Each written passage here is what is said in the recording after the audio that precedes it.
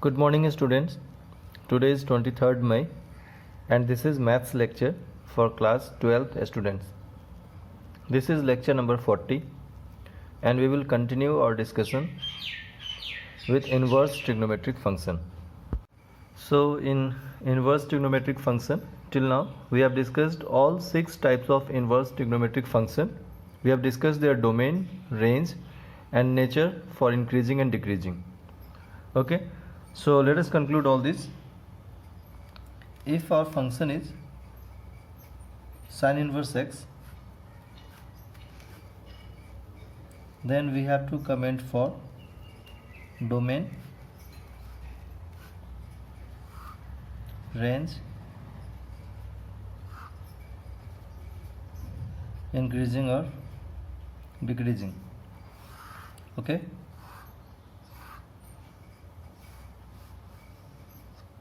So the sin inverse x for domain, just recall it, closed minus 1 to 1 closed. What is its range? Closed minus pi by 2 to pi by 2 closed. Increasing or decreasing? So it is increasing. Next, cos inverse x. Can you recall its domain? Closed minus 1 to closed. What is its range? 0 to pi. What is its nature? Decreasing. Is that right? Then tan inverse x. Okay, then cosecant inverse x, then secant inverse x, and then finally cot inverse x. Okay, so just recall domain and range value for these things. So for tan inverse x, your domain is all real number and range is open minus pi by 2 to pi by 2 open. What is its nature? Increasing, right? For cosec inverse x, what is your domain? All real number excluding minus 1 to 1. What is its range? Closed minus pi by 2 to pi by 2 closed excluding 0. What is its nature? Decreasing. For secant inverse x, your domain is all real number excluding minus 1 to 1 and your range is closed 0 to pi excluding pi by 2. What is its nature? Increasing. This is increasing. For cot inverse x, your domain is all real number, range is open 0 to pi and your nature is decreasing. So this is what we have discussed in the previous few lectures for inverse trigonometric function. So students, you need to memorize, you need to learn these things, domain and range and increasing or decreasing behavior. देखो यहाँ पर एक short trick है जो मैं आपको बता रहा हूँ इंक्रीजिंग डिक्रीजिंग नेचर याद रखने के लिए. जो भी c से स्टार्ट होगा इन्वर्स फंक्शन में, जो फंक्शन भी c से स्टार्ट हो रहा है वो डिक्रीजिंग है और जो बच गए वो इंक्रीजिंग है. तो देखो c से स्टार्ट होने वाला फंक्शन कॉस इन्वर्स x है, वो डिक्रीजिंग है. c से स्टार्ट होने के लिए कॉसेक इन्वर्स x, वो डिक्रीजिंग है. और c से स्टार्ट जो हो रहा है कॉट इन्वर्स x, वो डिक्रीजिंग है. और जो रेस्ट रह गए जो c से स्टार्ट नहीं हो रहा है लाइक साइन इन्वर्स x, देखो ये इंक्रीजिंग है. टैन इन्वर्स x इंक्रीजिंग है. सेकेंड इन्वर्स x इंक्रीजिंग है. तो ये एक ट्रिक दिमाग में रख के आप इस इंक्रीजिंग डिक्रीजिंग नेचर को याद रख सकते हो कि the inverse trigonometric function which starts with the letter c is decreasing function. Okay, इसको ऐसे लिख सकते हैं, trig inverse trigonometric function which start with letter c is decreasing in nature,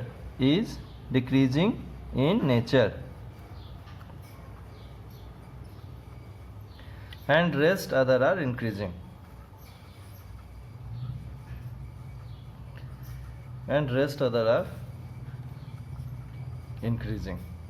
तो इस ट्रिक से तुम इसको याद रख सकते हो इंक्रीजिंग डिक्रीजिंग के बारे में.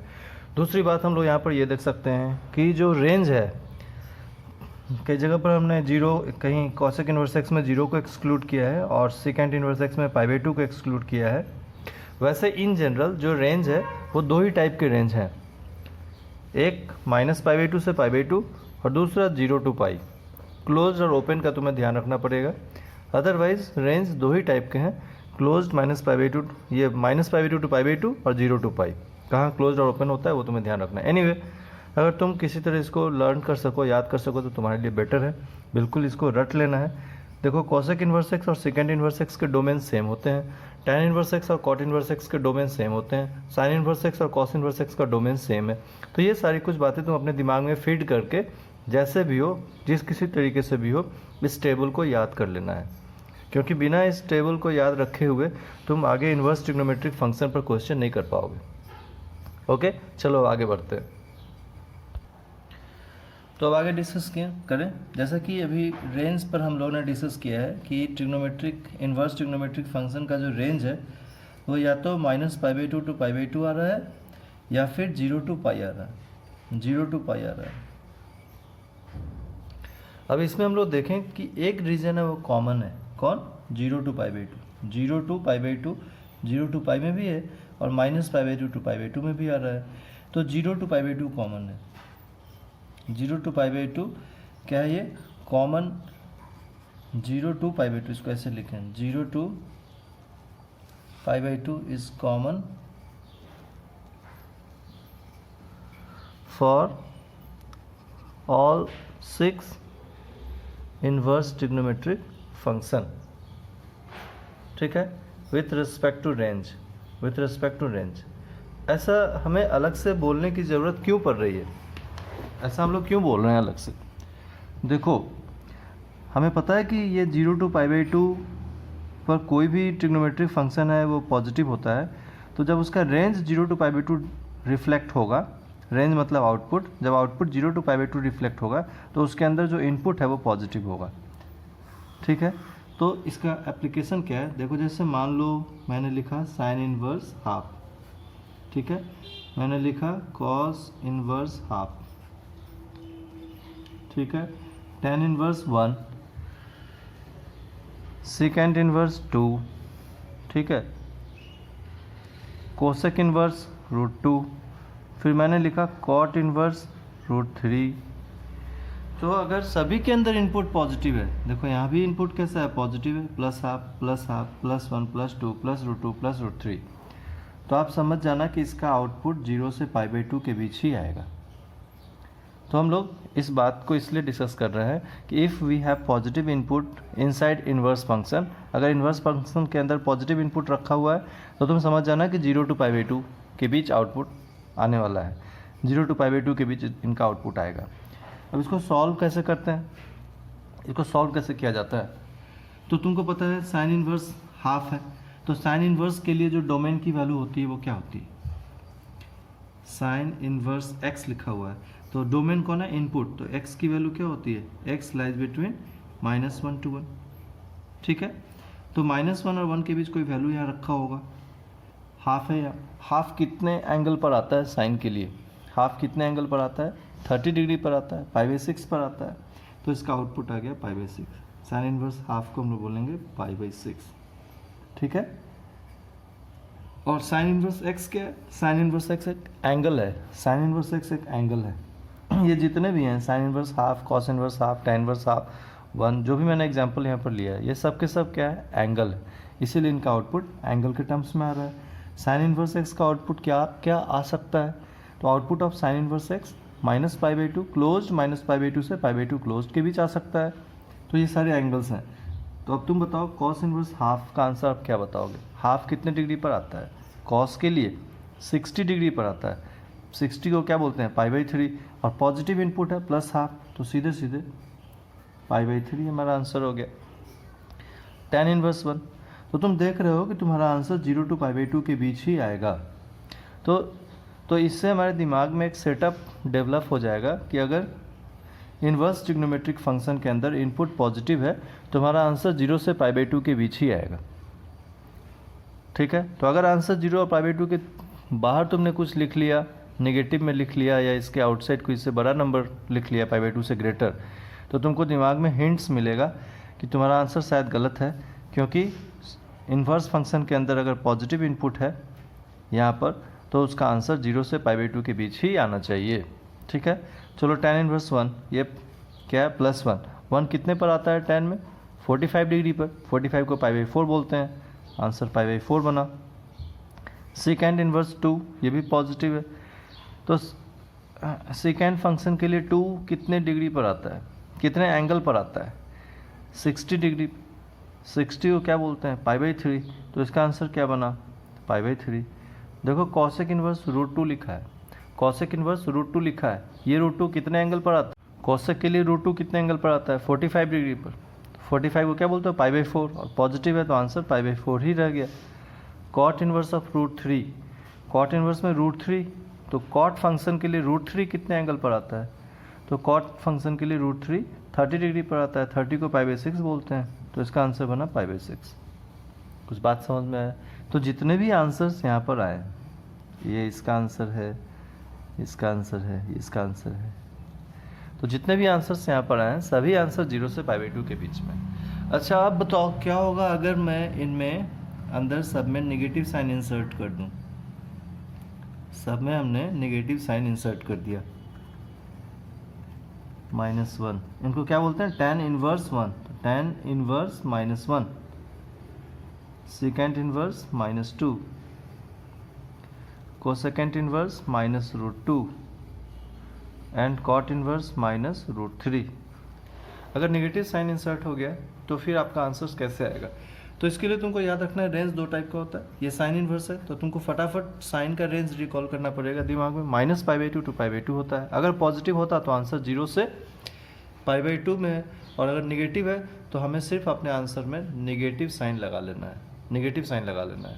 नीचे आंसर जा रहा है, नेगेटिव लगा लेना है, +60 ऊपर -60 नीचे। तो साइन इनवर्स ऑफ -हाफ, तुम देखो हाफ कितने पर आता है, अभी साइन को भूल जाओ, हाफ कितने पर आता है? 30 डिग्री पर। 30 को क्या बोलते हैं? π/6। अब माइनस लगा हुआ है अंदर, तो चूंकि साइन का रेंज -π/2 से π/2 है, तो तुमने जो रिकॉल किया कि हाफ π/6 पर आता है, अपने आंसर में नेगेटिव साइन लगा लो, ठीक है? क्योंकि फोर्थ क्वाड्रेंट पर एंगल क्या होता है? -θ होता है। क्या होता है? -θ। तो थीटा π/6 है, तो -θ क्या होगा? -π/6 होगा। तो इसका मतलब ये हम समझ सकते हैं कि अगर किसी इन्वर्स ट्रिग्नोमेट्रिक फंक्शन का रेंज -π/2 to π/2 है, तो निगेटिव इनपुट के लिए सिर्फ हमें स्टैंडर्ड एंगल पर निगेटिव साइन लगा देना है। बात समझ गए? चलो आगे आंसर करें। कॉस इनवर्स ऑफ -हाफ पर क्या होगा? इसका आंसर तो आ गया -π/6। अब बच्चों को ऐसा लग रहा होगा कि अच्छा अगर साइन इनवर्स हाफ π/6 है तो माइनस साइन लगाने पर -π/6 हो गया, तो कॉस इनवर्स हाफ भी π/3 है तो माइनस साइन लगाने पर ये -π/3 हो जाना चाहिए। ऐसा बिल्कुल नहीं होगा, ऐसा पॉसिबल नहीं है। क्यों पॉसिबल नहीं है? तो कॉस का रेंज तो 0 to π होता है। कॉस का रेंज क्या होता है? 0 to π होता है। अगर पॉजिटिव इनपुट होगा तो आंसर 0 से π/2 के बीच मिलेगा, और अगर नेगेटिव इनपुट लोगे तो आंसर π/2 से π के बीच मिलेगा। इधर तो आप माइनस लगा ही नहीं सकते ना, -π/2 to π/2, तो कॉस -π/2 to 0 तो कॉस में आता ही नहीं है वैल्यू। कॉस इनवर्स फंक्शन का जो रेंज है वो 0 to π है। पॉजिटिव इनपुट के लिए आंसर यहाँ मिलेगा और नेगेटिव इनपुट के लिए आंसर इस रीजन में मिलेगा। तो सेकेंड क्वाड्रेंट में एंगल क्या लिखा जाता है? π-θ। क्या लिखा जाता है? π-θ। तो इस बात को आप याद रखोगे कि सेकेंड क्वाड्रेंट में जो हमारा आंसर है वो π-θ है। क्या आंसर? π-θ। तो π-θ क्या होगा? हाफ कितने एंगल पर आता है? हाफ कितने एंगल पर आता है? π/3 पर आता है कॉस के लिए, तो यहाँ पर आप π/3 लिखना। तो हमेशा याद रखेंगे कि अगर कोई इन्वर्स ट्रिग्नोमेट्रिक फंक्शन का आउटपुट 0 to π आ रहा है तो निगेटिव एंगल के लिए आंसर सेकेंड क्वाड्रेंट में आएगा। नेगेटिव इनपुट के लिए आंसर सेकेंड क्वाड्रेंट में आएगा। सेकेंड क्वाड्रेंट को π-θ लिखा जाता है, ठीक है? तो चलो पहले देखो तुम किसका जो आउटपुट है वो 0 to π आता है। कॉस का आता है 0 to π रेंज, सेकेंड के लिए आता है 0 to π, और कॉट इनवर्स का आता है 0 to π। तो सेकेंड इनवर्स के लिए यहाँ लिख लो जल्दी से, इसमें π-θ होगा तो 2 कितने पर बनता है? 2 60 डिग्री पर। सेकेंड के लिए 60 को π/3 बोलते हैं, π/3 लिख दो। यहाँ पर देखो इसको, इसका भी 0 to π आता है, निगेटिव इनपुट है, तो हमारा आंसर क्या होगा? π-θ। तो π- और √3 कितने एंगल पर आता है? उसके लिए π/6 पे आता है। यह आंसर बन गया। बाकी का आंसर देखो tan इनवर्स -1। ये तो -π/2 टू π/2 आता है, तो इसमें तो सिर्फ माइनस थीटा लिखना है। क्या आंसर लिखना है हमें? माइनस थीटा लिखना है। यहाँ पर भी आंसर क्या होगा? ये -π/2 टू π/2 है, तो इसका आंसर भी माइनस थीटा होने वाला है। और जो सेकेंड जिनका 0 टू पाई है वो निगेटिव लेने पर π-θ π-θ बनता है। ठीक है, चलो अब इसका एग्जैक्ट आंसर लिखते हैं। 1 कितने पर आता है? 10 में 45 π/4 पर, तो यहाँ से π/4 लगा देना है। यहाँ पर नेगेटिव और √2 कितने पर आता है? 45 पर, तो π/4 लगा देना है। बात समझ गए?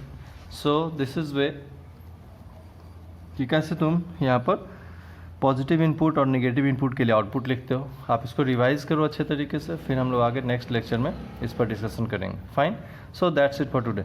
Thank you.